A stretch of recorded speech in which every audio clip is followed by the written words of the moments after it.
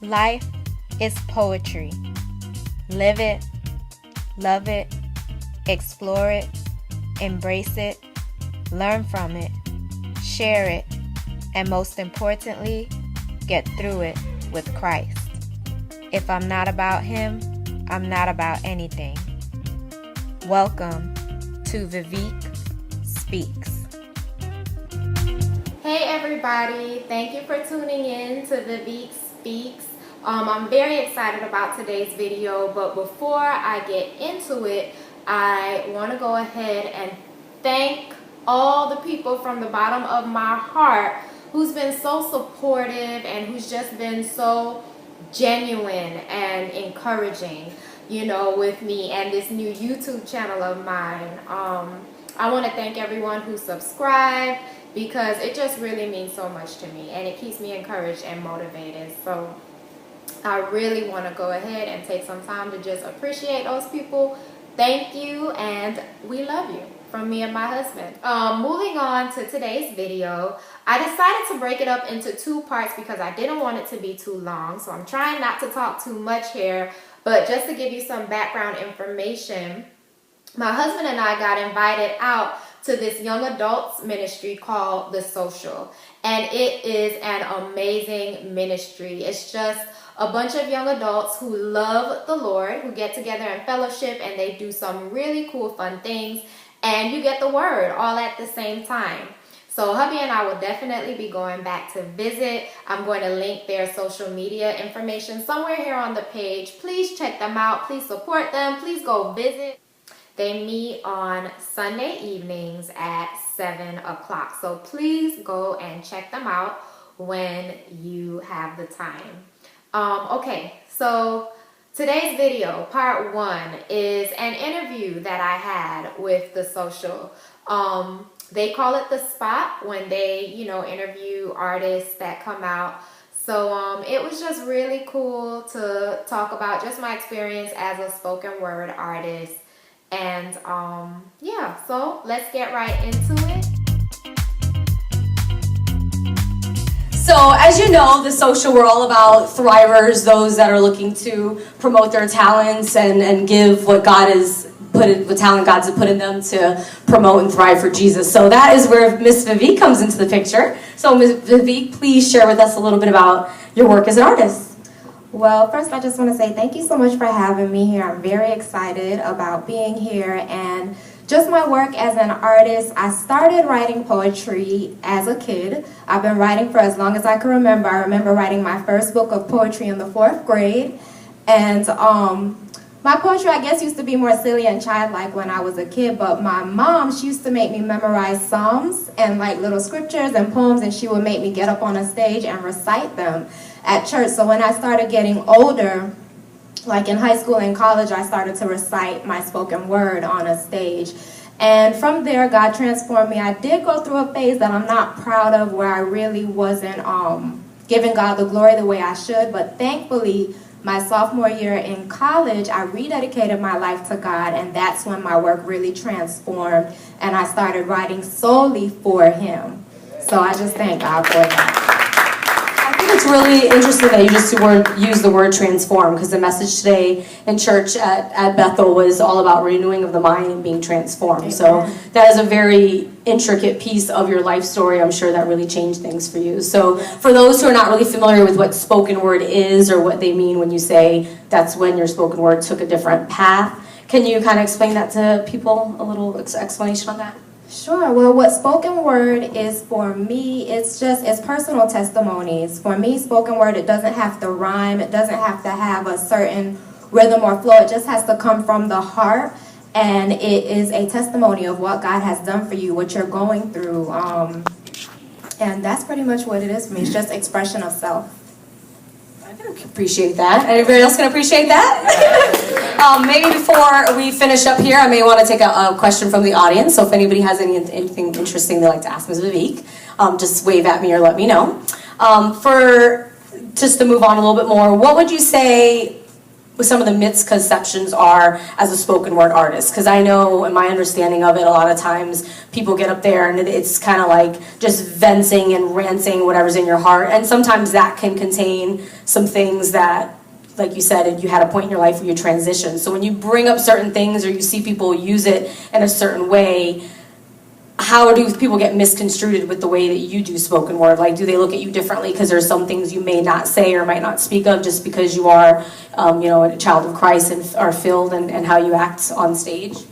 Yeah, definitely. I don't think there really are any true misconceptions with spoken words because it's really just expression of self. I think where the difference comes in is, are you using your spoken word to bring God glory or to bring yourself glory or to bring the devil glory? That's the real question, because really what it is expression of self. You can choose to express yourself in any way, but what really matters is that you're choosing to express yourself in a way that brings God glory, because that is what we were created for.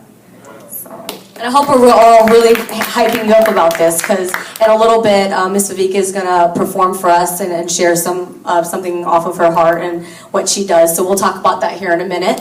Anything else you'd really like to share with us, or your experiences overall, or anything you'd like people to know about your transformation and what's going on in your life as an artist? Sure.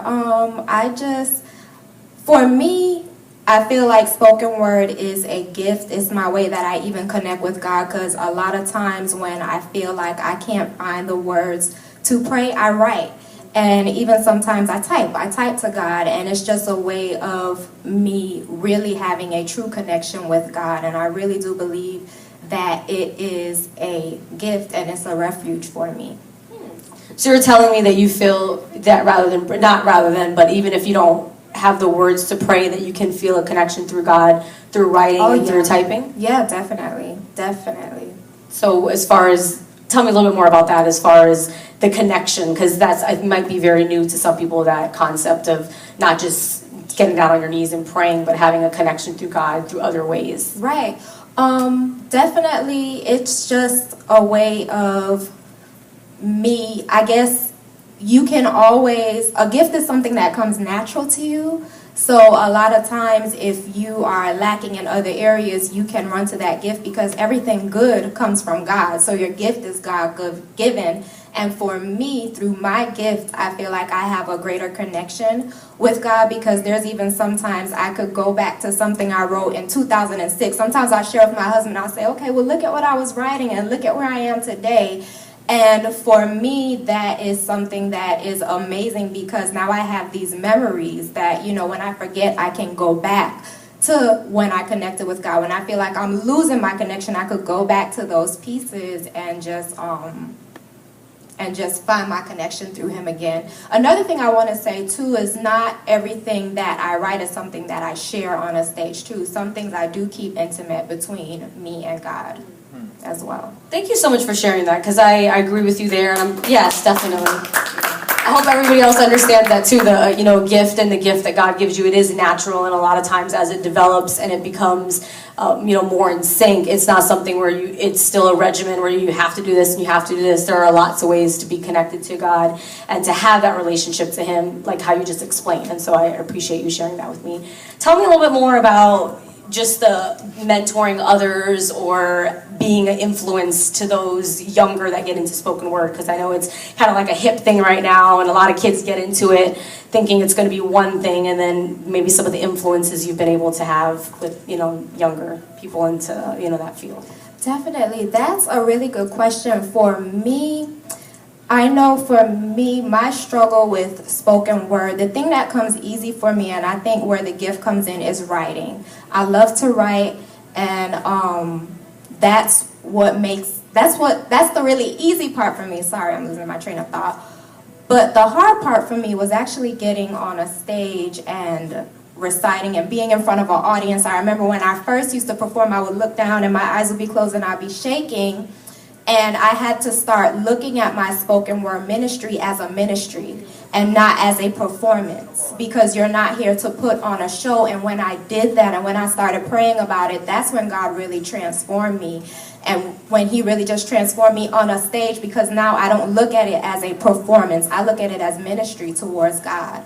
And when you do that, that's how God can really step in and use you, because you're not so self-conscious. You're just doing what God has put in your heart.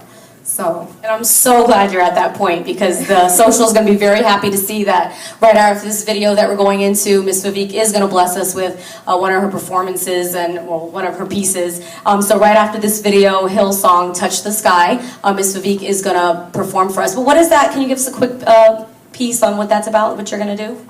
Definitely. I just want to encourage you to never be silent about the things God has done for you. Yesterday, I was reading the book of John, chapter 5, and it talked about the crippled man at the pool of Bethesda and how Jesus healed him.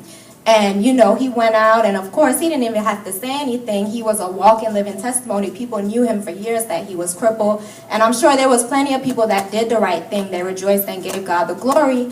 But there were some people who became upset.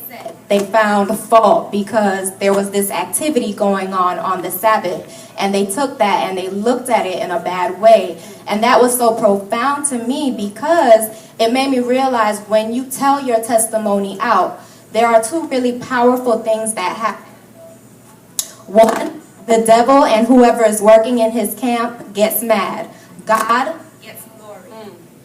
Amen. Did everyone hear that? God gets the glory. So for me, I just, want to encourage people, never be silent about the good things that God has done in your life, because it does bring him glory. Amen. Thank you. Well, we're going to see that here shortly. All right. Thank you so much for tuning in once again. Please stay tuned for part 2, because part 2 is going to feature the piece that I ministered that night. So look forward to seeing you in part 2. Thank you again for watching.